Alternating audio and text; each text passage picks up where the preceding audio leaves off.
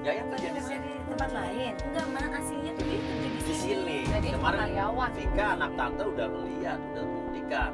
Dan ini adalah tempat kerjaan sebetulnya. Biasa. Cuma karyawan. Nah, nanti Jessica, lu akan pancing.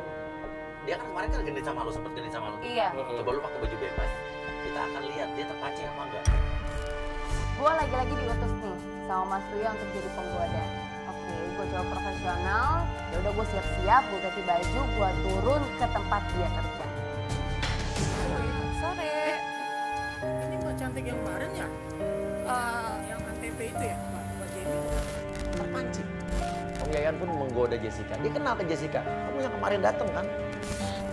Kalau aku sih bukan punya Vika, gampang banget. Mungkin Mas aja. Wow. Jessica, kamu bilang aja kalau kamu habis kesel diputus sama pacar kamu. Kayaknya lagi ada masalah ya. Kok tahu sih Mas? Kelihatan dari mata cantiknya kelihatan begitu. Gue ajak ngobrol, gue coba ngarang cerita, gue habis putus lah. Gue berantem sama pacar gue, dia malah mau menghibur gue. Dia ngajak gue makan siang. Gue ajak aja dia langsung naik ke mobil gue. Untungnya dia mau. Dan di mobil gue itu udah disiapin GoPro. Mbak mau kemana sih sebenarnya? Enggak. Udah ikut saya. Kemana Mas? Kita makan aja yuk. Waduh, cek lu yang makan, ngajak makan. Mana dia tuh? Kemana? Ibu mau kemana? Ibu mau kemana sekarang? Ibu jangan turun, ibu jangan turun, ibu nanti malah ketahuan ibu. Gimana sih kamu malah turun? Kamu jangan halangi saya. Jangan halangi saya kamu. Kenapa ibu? Loh, ibu kan itu kan nanti jadi ketahuan ibu. Nama Kamu kenapa? tahu rasanya saya sakit hati. Itu kan orang kita. Uang saya sudah habis sama dia. Tadinya gue takut nih di dalam mobil, ini gue cuma berdua dengan Om Yayan yang jelas-jelas dia tuh genit. Tapi ya gue coba untuk tenang, gue coba untuk merayu dia, gue coba ngulik informasi dari dia. Ya boleh deh kalau buat Mbak Cantik sih saya tadi. Jessica, lo belaga-belaga nggak ngerti aja masalah kemarin apa ya? Lo justru nanya, sebenarnya masalahnya apa sih? Gitu. Iya dia emang apa sih masalahnya? Masalahnya gini loh Mbak Cantik, sebenarnya tuh aku tuh pengen dinikahin sama si Vika. Sama ibunya. Kurang ajar. Nah dia membalik-balikan cerita berarti kan? Iya. Ya kan? Dia bilang justru ke Jessica, ibu yang pengen jodohin jodohin anaknya. Iya. Jujur sih saya nggak suka karena bukan tipe aku sih Mbak dia. Oh, emang tipenya Mas Yayan tuh kayak apa? Ya, kayak yang di sebelah aku ini yang nyetir kayak Mbak Cantik. Gombal banget di dalam mobil, bener tangan Jessica dipegang.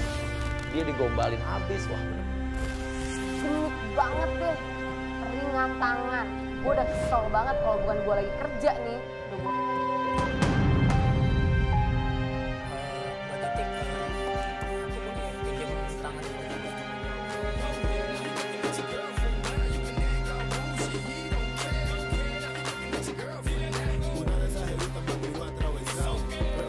Ini pas dia nawarin soal bisnis nih, gue udah ngerti nih arahnya. Karena Om Yayan itu, kalau gue baca, selain dia genit, dia itu juga tukang porotin cewek. Saya ini kan bisnisnya banyak. Bagaimana kalau Mbak Cantik ini ikut bisnis sama saya? Gampang kok. Mbak Cantik cuma modal 1 juta, tapi dalam 1 bulan nanti Mbak Cantik bisa dapat 25 juta. Hah, hanya dengan 1 juta rupiah, terus bisa dapat 5 juta gitu? 1 juta dapat 5 juta hari gini. Bohong. Uang dari mana dia? Orang keluarganya miskin juga. Udah semua dari saya. Sekarang ibu baru tahu kan? Ya, ibu baru sadar kan? Jessica pun ditawari sebuah bisnis. Wah ini modus lagi nih. Namun untuk menyakitkan Jessica, dia kayaknya berusaha untuk mengambil hati Jessica. Dia menawari Jessica untuk belanja. Akhirnya dibawalah Jessica ke sebuah distro.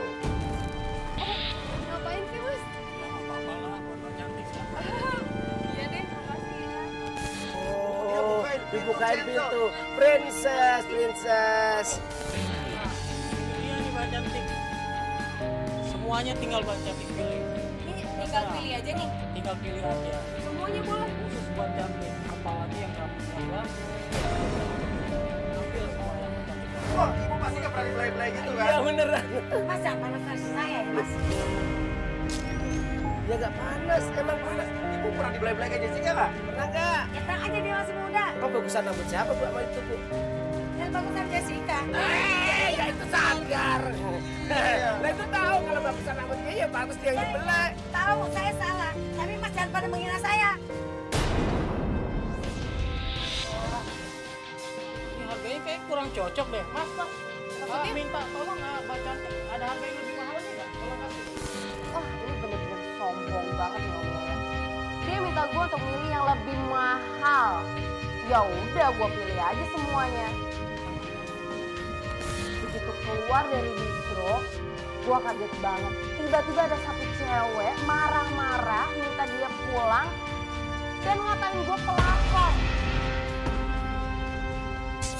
Tadi gue udah ngikutin lo dari tadi. Hah? Saya percaya sama aku. Enggak. Itu bukan orang kita. Enggak, serius enggak. Lu pelakor lu ya. Lu pelakor lu ya. mulutnya ya, Mbak ya. Jessica, Kayak nggak ada Jessica, Jessica, bisa lo dilabrak tenang tuh, tenang Mas. Jessica. Ini bukan orang kita, ini bukan tim kita. Kita sama-sama bingung dong. Ini cewek siapa? Ini bukan tim kita, bukan bagian dari kita. Ibunya Vika pun makin serius, dia pengen turun, pengen ngelabrak Yaya. Dia pergi. Lah gimana itu? Dia pergi. Lu ya, bener-bener lu ya.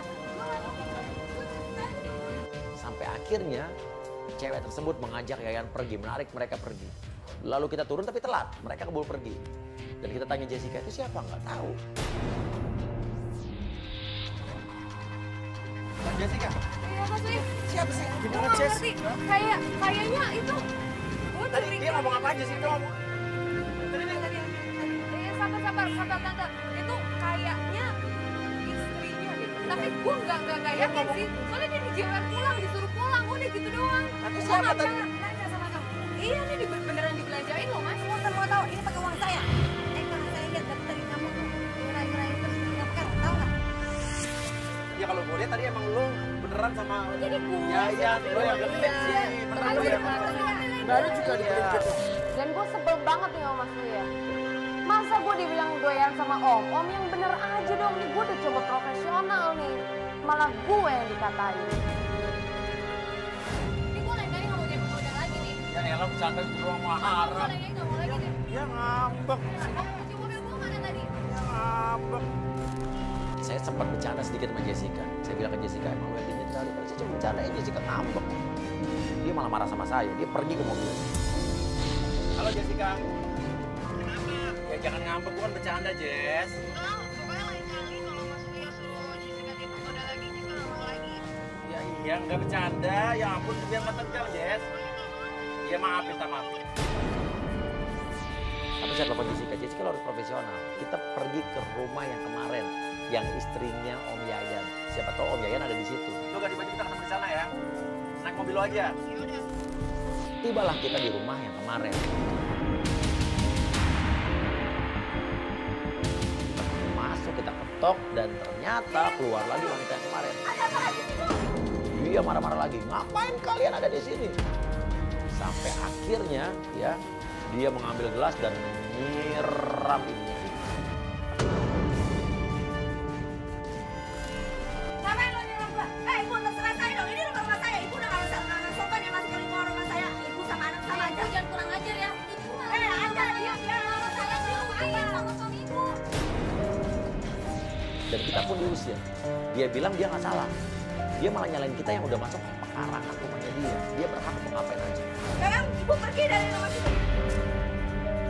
Kita diusir tiba-tiba Yayan muncul. Mas, kamu ngapain duduk lagi di situ? Mas,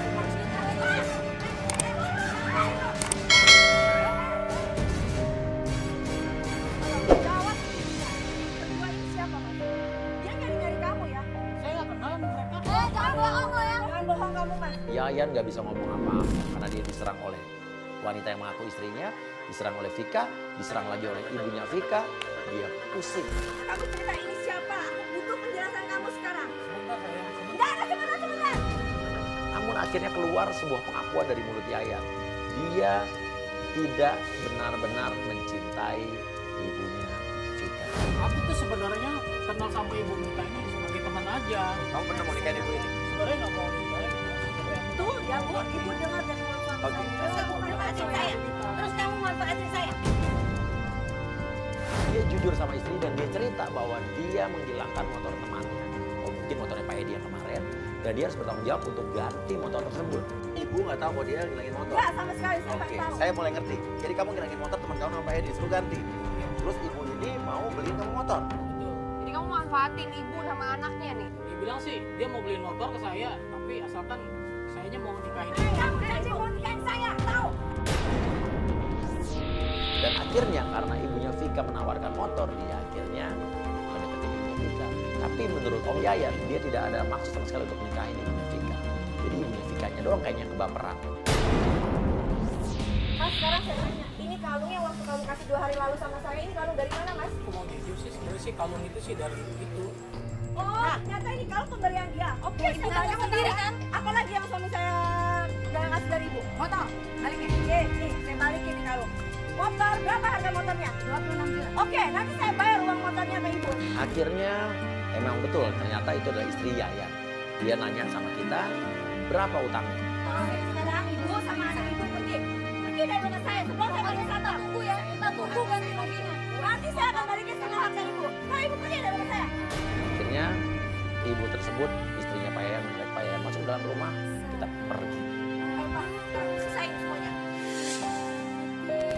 Dan disinilah kita akhirnya bisa menolong Vika dan kita bisa menunjukkan ke ibunya Vika kalau dia sebaiknya